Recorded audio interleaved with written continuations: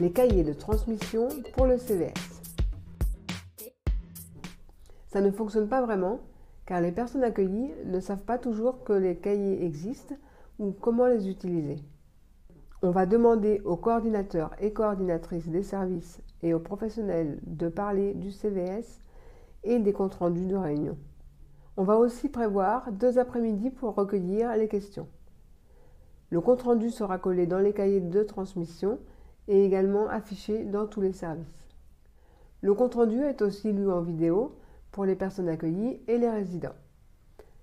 À partir du lundi 11 mars, la vidéo sera diffusée pendant 1 semaine dans les services. Cette vidéo sera aussi accessible sur le site internet de l'association. Le passage piéton au prochain.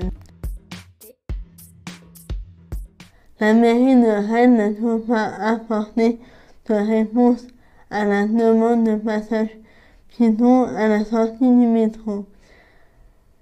Marie Monnieu est en lien avec quelqu'un de la mairie de Rennes, mais pour l'instant, ça n'a pas avancé. Écologie environnement. Le 15 février, le GRAL organisait une 2e réunion sur le thème d'écologie. Sophie Beuban, Pierre Gléné, Didier Lucas, Julien Bressé ont participé. Cette réunion était Ensemble agissons pour la planète. En décembre, la réunion des présidents du CVS, la fresque du climat a été présentée. Cette fresque est une sorte de jeu de cartes pour mieux comprendre les conséquences du changement du climat. Facile à lire et à comprendre. Un groupe de personnes accueillies a déjà validé la traduction en FAQ du règlement de fonctionnement d'hébergement. Pierrick, Manon, Geoffroy, Maxime, Mélodie et Mathieu sont volontaires pour se réunir pour valider l'écriture en FAQ du projet associatif, du livret d'accueil et du règlement de fonctionnement des accueils de jour. Autre point. Le lave-vaisselle des Huniers, qui a été en panne pendant longtemps, a été réparé. La machine à laver des Huniers est en panne, il sera bientôt réparé. On s'approche la question des casiers de rangement qui ferment à clé n'est toujours pas réglée. On a une obligation par rapport à ça. On va voir comment ça fonctionne à l'accueil de jour d'assigné, puisqu'il y a un meuble qui contient 8 casiers qui ferment à clé.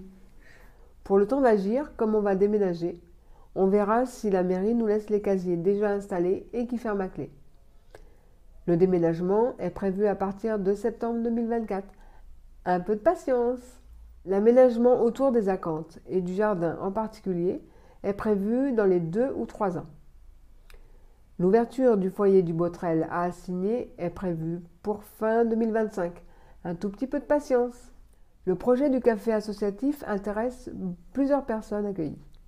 Pierrick a rencontré des gens qui s'occupent de celui de l'association La Lappe. On n'a pas encore toutes les réponses à nos questions. Question des familles. Il est absent dans l'hébergement. Il y a eu un problème de facturation pour une personne hébergée en foyer. C'est venu du fait qu'elle a été absente du foyer pendant longtemps.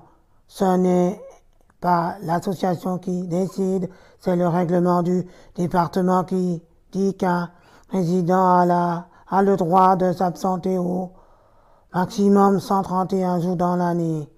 Cela concerne les week-ends et les semaines de vacances. En cas d'hospitalisation, le résident a un droit d'absence de 45 jours en plus. Si le résident dépasse le nombre de jours, celui qui doit payer le prix de journée, c'est beaucoup d'argent. Comment faire pour éviter ça et quelques solutions proposées? Un calendrier de prévision des absences de 3 mois sera demandé aux familles. Règlement, l'association informera les familles concernées sur le nombre de jours restants et le résident peut s'absenter. Santé des personnes accueillies et résidents dans les hébergements. Pour le suivi de santé des résidents, un cahier médical est mis en place. On y note des problèmes rencontrés. Pour le rendez-vous chez le médecin, un professionnel accompagne le résident. Le professionnel transmet aux parents le résultat de la consultation. Un professionnel d'astreinte, la coordinatrice du service peuvent aussi en parler aux familles. Pour faciliter le travail du centre hospitalier et ouvrier, a été créé un document de transmission avec l'histoire de la personne, ses maladies, ses fragilités, ses hospitalisations. Le professionnel est soumis au secret médical partagé. Dans les accueils de jour, lors de l'admission en accueil de jour, une fiche de liaison médicale est remise à l'association. Cette fiche permet aux professionnels d'avoir des éléments sur la personne en cas d'hospitalisation. S'il y a besoin d'aller aux urgences, la personne accueillie est accompagnée par un professionnel. Pour les traitements médicaux, les personnes accueillies sont autonomes. Les professionnels d'accueil de jour s'en occupent pas. Quand ce n'est pas le cas, il faut un certificat du médecin. Formation santé des professionnels. À toutes les réunions d'équipe, le psychologue est présent, ce qui permet de travailler tous ensemble et de mieux comprendre certaines situations. Des formations sont régulièrement proposées aux équipes. Formation concernant la maladie psychique, formation aux soins. Le personnel est vigilant et habitué à traiter ces questions. Mais les foyers d'hébergement ne sont pas des lieux médicalisés.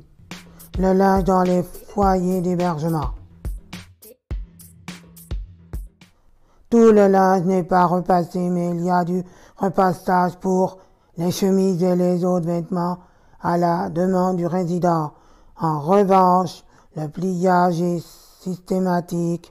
La question de linge renvoyé par le résident est correctement habillé, propre et important. Il est indispensable de tenir compte de la parole de la personne accueillie ou du résident.